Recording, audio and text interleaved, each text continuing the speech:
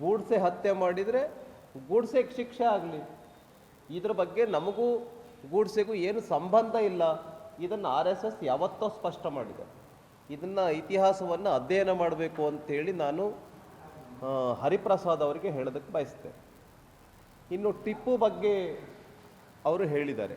ಟಿಪ್ಪು ಒಬ್ಬ ಮತ ಅಂಧ, ಧರ್ಮ ಅಂಧ ಮತ್ತು ನಮ್ಮ ಹಿಂದೂ ಸ್ತ್ರೀಯರನ್ನು ಅತ್ಯಾಚಾರ ಮಾಡಿರ್ತಕ್ಕಂಥವನು ಮತ್ತು ಅವರ ಸೈನಿಕರ ಮೂಲಕ ಅತ್ಯಾಚಾರವನ್ನು ಮಾಡಿಸಿರ್ತಕ್ಕಂಥವನು, ಸಾವಿರಾರು ದೇವಸ್ಥಾನಗಳನ್ನು ಕೊಳ್ಳೆ ಹೊಡೆದಿರ್ತಕ್ಕಂಥವನು, ಧ್ವಂಸವನ್ನು ಮಾಡಿರ್ತಕ್ಕಂಥವನು, ಹಿಂದೂ ಧರ್ಮವನ್ನು ಅವಹೇಳನ ಮಾಡಿರ್ತಕ್ಕಂಥ ಒಬ್ಬ ಮತಾಂಧ, ಧರ್ಮಾಂಧ, ಒಬ್ಬ ರೇಪಿಸ್ಟ್ ಟಿಪ್ಪು ಸುಲ್ತಾನ್. ಅವರ ಬಗ್ಗೆ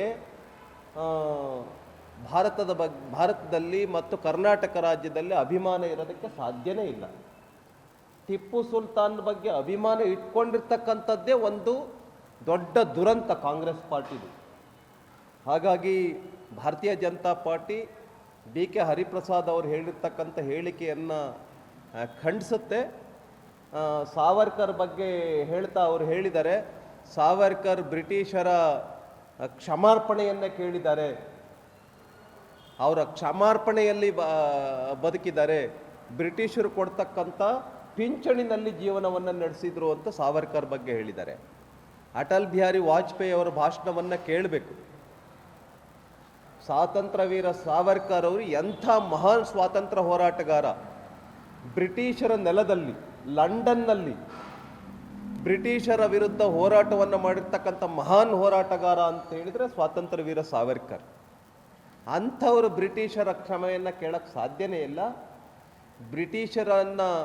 ಬ್ರಿಟಿಷರಿಗೆ ಸಿಂಹ ಸ್ವಪ್ನವಾಗಿರ್ತಕ್ಕಂಥ ಒಬ್ಬ ಮಹಾನ್ ಸ್ವಾತಂತ್ರ್ಯ ಹೋರಾಟಗಾರ ಅಂತ ಹೇಳಿದ್ರೆ ಸ್ವಾತಂತ್ರ್ಯ ವೀರ ಸಾವರ್ಕರ್. ಬಹುಶಃ ನಮ್ಮ ದೇಶದ ಇತಿಹಾಸದಲ್ಲಿ ಅಷ್ಟು ದೊಡ್ಡ ಶಿಕ್ಷೆ ಇನ್ಯಾರಿಗೂ ಕೂಡ ಆಗಲಿಲ್ಲ. ಸ್ವಾತಂತ್ರ್ಯ ವೀರ ಸಾವರ್ಕರ್ಗೆ 50 ವರ್ಷ ಕರಿನೀರಿನ ಶಿಕ್ಷೆ, 50 ವರ್ಷ ಜೈಲು ಶಿಕ್ಷೆ ಇನ್ನು ವಿಧಿಸಿರ್ತಕ್ಕಂಥದ್ದು ಬ್ರಿಟಿಷ್ ಸರ್ಕಾರ ಅವತ್ತು ಸಾವರ್ಕರ್ ಅವರಿಗೆ. ಯಾರಿಗಾರು ಕಾಂಗ್ರೆಸ್ನವ್ರಿಗೆ ಇಷ್ಟು ದೊಡ್ಡ ಶಿಕ್ಷೆ ಆಗಿದೆಯಾ? ನಮ್ಮ ದೇಶದ ಮೊದಲನೇ ಪ್ರಧಾನಮಂತ್ರಿ ನೆಹರು ಸ್ವಾತಂತ್ರ್ಯ ಹೋರಾಟಗಾರನ. ಅವ್ರ ಸ್ವಾತಂತ್ರ್ಯ ಹೋರಾಟ ಹೇಗಾಯಿತು ಅನ್ನೋಂಥದ್ರ ಬಗ್ಗೆ ಇತಿಹಾಸದಲ್ಲಿದೆ. ಅವರು ಜೈಲಿನಲ್ಲಿದ್ದಂಥ ಸಂದರ್ಭದಲ್ಲಿ ಇಸ್ತ್ರಿ ಬಟ್ಟೆಗಳು ಜೈಲಿಗೆ ಬರ್ತಾ ಇತ್ತು, ಮನೆ ಊಟ ಜೈಲಿಗೆ ಬರ್ತಾ ಇತ್ತು.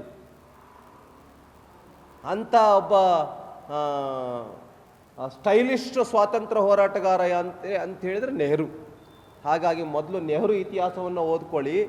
ಸಾವರ್ಕರ್ ಇತಿಹಾಸದ ಪುಟನೂ ಕೂಡ ಭಾರತದ ಪ್ರತಿಯೊಬ್ಬ ವಿದ್ಯಾರ್ಥಿ, ಭಾರತದ ಪ್ರತಿಯೊಬ್ಬ ನಾಗರಿಕ ಹೆಮ್ಮೆಯಿಂದ ಓದಬೇಕಾಗಿರ್ತಕ್ಕಂಥ ಇತಿಹಾಸ ಯಾವುದು ಅಂತ ಹೇಳಿದ್ರೆ ಸ್ವಾತಂತ್ರ್ಯ ವೀರ ಸಾವರ್ಕರ್ ಅವರು. ನಮ್ಮ ದೇಶದಲ್ಲಿ ಯಾವ ಇತಿಹಾಸವನ್ನು ಓದಬಾರ್ದು ಅಂತ ಹೇಳಿದ್ರೆ ಟಿಪ್ಪು ಸುಲ್ತಾನನ ಇತಿಹಾಸವನ್ನು ನಮ್ಮ ದೇಶದ ಯಾವುದೇ ವಿದ್ಯಾರ್ಥಿ, ಯಾವುದೇ ಒಬ್ಬ ನಾಗರಿಕ ಓದಬಾರ್ದು. ಅಂಥ ಒಬ್ಬ ದುರಂತದ ಇತಿಹಾಸ ಯಾರು ಅಂತ ಹೇಳಿದ್ರೆ ಟಿಪ್ಪು ಸುಲ್ತಾನ್ದು. ಟಿಪ್ಪು ಸುಲ್ತಾನ್ ನಮ್ಮ ಮೈಸೂರಿನ ಒಡೆಯರನ್ನು ಜೈಲಿಗೆ ಕಳಿಸಿರ್ತಕ್ಕಂಥವ್ರು.